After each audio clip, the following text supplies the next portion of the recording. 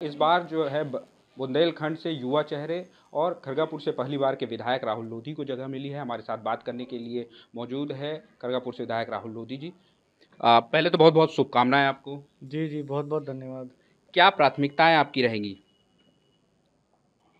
प्राथमिकता पार्टी ने जो विश्वास और भरोसा मेरे ऊपर जताया है और जो मेरे को जिम्मेदारी देंगे बुंदेलखंड में, उस सारे जिम्मेदारी को पूरी ताकत और लगन के साथ निभाने का है। 40 दिन का समय है, जनता की बहुत अपेक्षाएं रहेंगी, कैसे पूरी करेंगी? 40 दिन बहुत है काम करने के लिए, 2 ही दिन बहुत होते काम करने के लिए, 40 दिन तो बहुत मिल गए।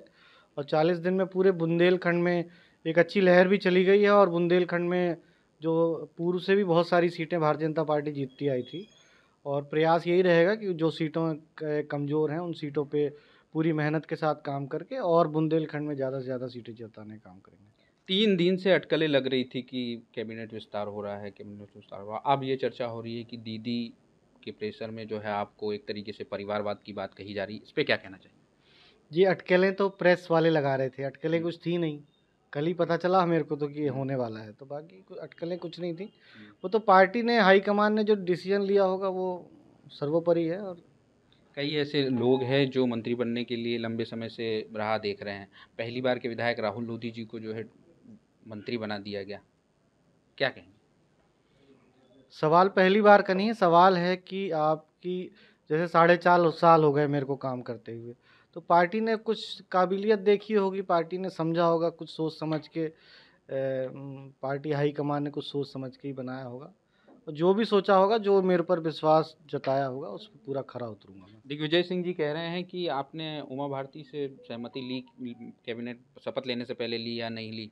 दिग्विजय सिंह की बात का कोई वजन नहीं, कुछ भी बोलते रहते हैं वो। और बुआ के आशीर्वाद से और सबकी सहमति से और माननीय सीएम साहब के आशीर्वाद से और वरिष्ठ हमारे जितने, सबके आशीर्वाद से ही सब संभव हो पाया है। इस बार किन मुद्दों पर आप चुनाव में जाएंगे? मुद्दे, पार्टी हाईकमान ने जो मुद्दे तय किए हैं वही विकास का मेन मुद्दा तो विकास का ही है। जब से भारतीय जनता पार्टी आई है तब से विकास की लहर हमेशा, इतने सालों से 18 साल हो गए चलते हुए। और उसके पूर्व का जो मैंने खुद देखा हुआ है कितनी कांग्रेस की सरकार में क्या स्थिति थी मध्य प्रदेश की। तो विकास मुख्य मुद्दा रहेगा चुनाव में। आपने ऐसे कोई 3 काम जो आपके क्षेत्र में किए हो, थोड़ा बहुत संक्षिप्त में? हमने तो बहुत सारे काम किए हैं बुंदेलखंड में। तो मुख्य काम हुआ है, एक तो हमारे टीकमगढ़ में सुजारा बांध जब से बना तब से हमारे बुंदेलखंड में खेती के जितने उत्पादन थे वो 3 गुना बढ़ गया। और अब सुजारा बांध, केन बेतवा योजना भी आ रही है, उससे ही बहुत लाभ होगा। पूरा बुंदेलखंड हमारा और मध्य प्रदेश तो वैसे ही नंबर 1 पे चल रहा है उत्पादन की दृष्टि से। अब तो केन बेतवा आने के बाद तो पंजाब हरियाणा भी फेल हो जाएंगे इस बार। बाकी खरगापुर विधानसभा में बहुत काम किया हमने, लगातार इतने वर्षों से काम कर रहे हैं, बहुत बड़े बड़े काम हो गए। हमारे यहाँ कॉलेज नहीं था, ITI कॉलेज नहीं था, हमारे यहाँ अस्पताल नहीं था, खरगापुर विधानसभा में बाईपास की कमी, बहुत सारे काम हुए हैं, कई करोड़ों के काम कर दिए हैं जो पिछले 20 सालों में नहीं हुए। तो बस यही है, उन सब विकास के मुद्दों को लेके सबके क्षेत्र में जाएंगे और जो भी कमी महसूस होती है उस कमी को दूर करके और आगे भारतीय जनता पार्टी को ज़्यादा से ज़्यादा सीटें जिताने में योगदान देंगे। 2023 में भाजपा कितनी सीटें जीत सकती है, क्या अनुमान है आपका?